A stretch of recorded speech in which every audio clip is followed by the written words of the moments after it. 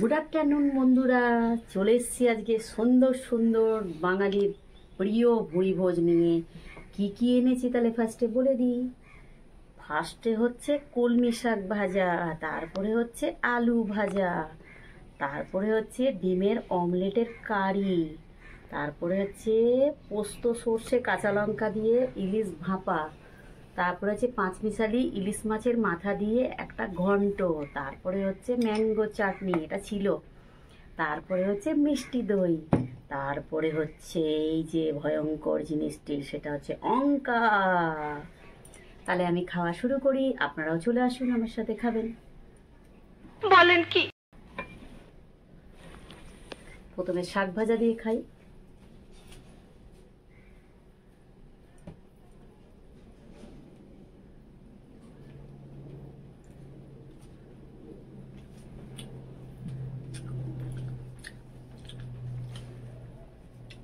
এই সময় বর্ষাকালে তো কলমি শাকের জানেন, সত্যি কলমি শাকের একটা আলাদাই টেস্ট।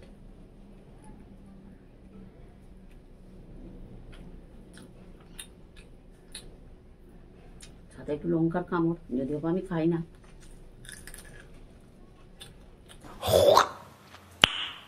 Nice.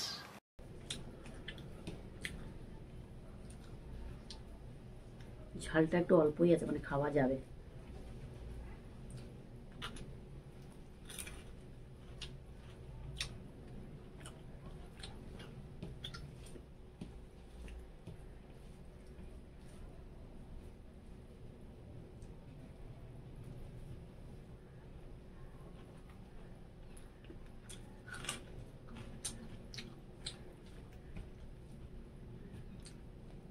দারুণ কলমি শাকের টেস্ট।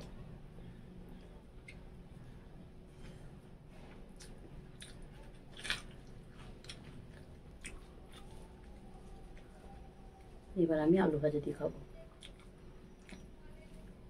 আলু ভাজাটা সকালবেলায় রুটি দিয়ে করেছিলাম, আজকে আমি রুটি খাইনি, মুড়ি খেয়ে নিয়েছিলাম মিষ্টি দিয়ে, তাই আলু ভাজাটা ছিল, তাই জন্য আমি ভাত দিয়ে খেয়ে নিলাম।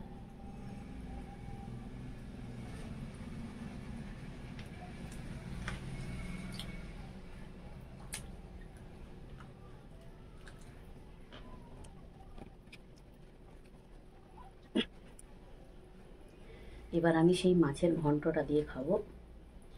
দেখতেই পাচ্ছেন আমি মুড়োটাকে আস্ত রেখেছি চিবোবো বলে।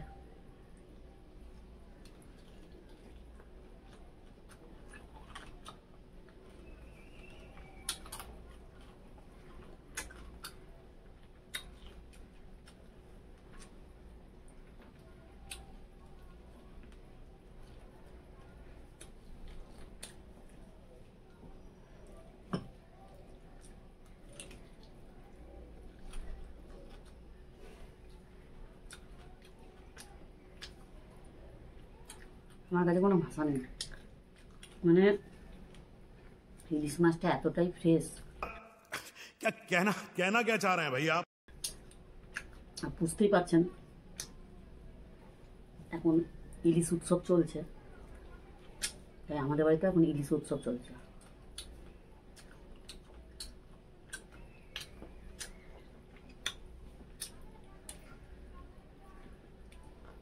সে আছে না একটা গান, মাছের কাঁটা মাছের কাঁটা কাঁটা অনেক রকম, ইলিশ মাছের কাঁটা খেলে মনে লাগে যখন মাছের কাঁটা। আহা হা হা,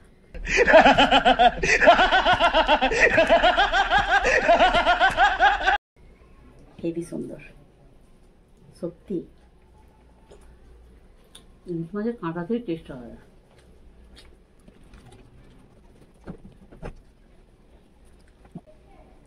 দারুণ টেস্ট। যে একটা লঙ্কা, আমার যেহেতু একটা লঙ্কা খেলাম আর খাবো না, আমার আবার বেশি লঙ্কা খেলে আবার পেট চলবে।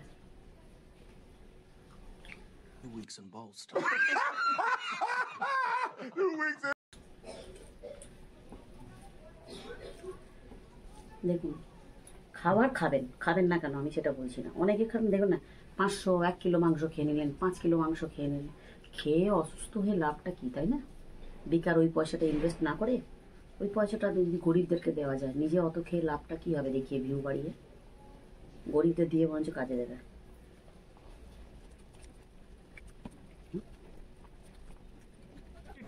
अबे जल्दी बोल, कल सुबह पनवेल निकलना है। পেঁপে পেঁপে, আলু, বরবটি, বেগুন, अबे जल्दी बोल, कल सुबह पनवेल निकलना है।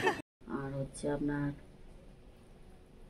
আর কি দিলাম, মাছের মাথা, টমেটো, বিনস, এসব দিয়ে মাছের মাথা দিয়ে করেছি। ये क्या देख लिया मैंने।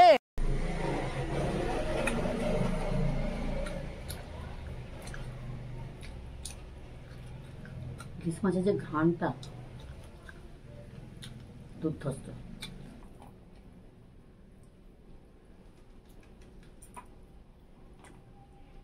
এবার সেই ডিমের আমলেটের কারি।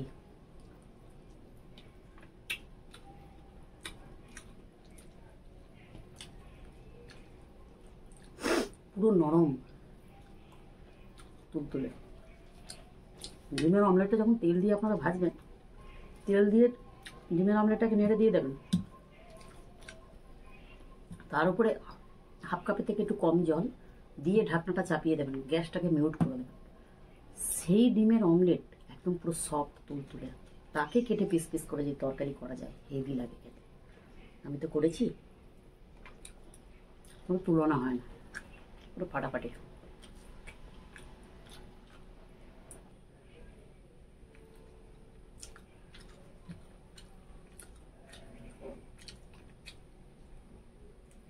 দুর্ধর্ষ স্বাদ।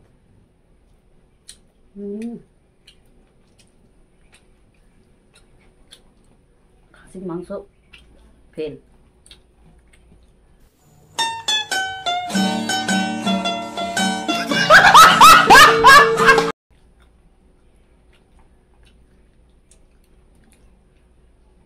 $800 কিলো নিয়েছে, ছোট তো, ওই 350-400 ওয়েটের। বড় হলো অনেক দাম, ধরা ছোঁয়ার বাইরে আমরা খেতে পাবো না।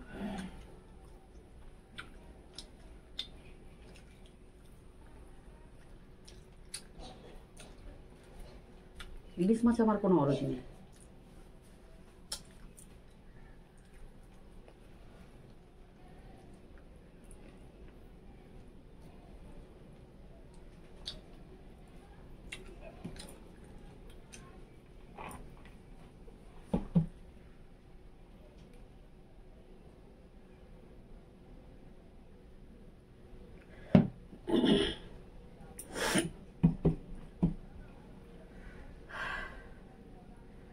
দম শেষ।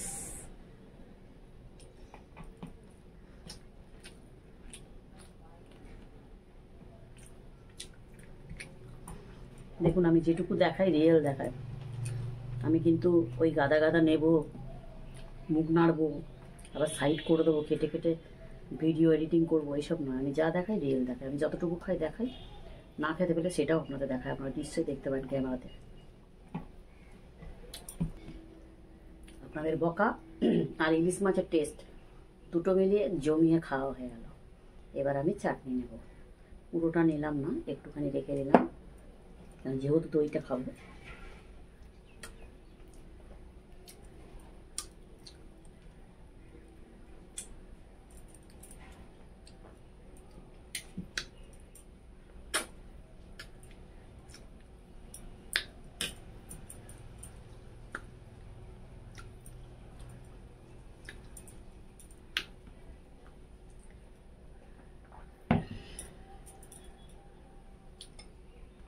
এবার সেই দইটা খেতে চলেছি, মিষ্টি দই মাদার ডেয়ারি।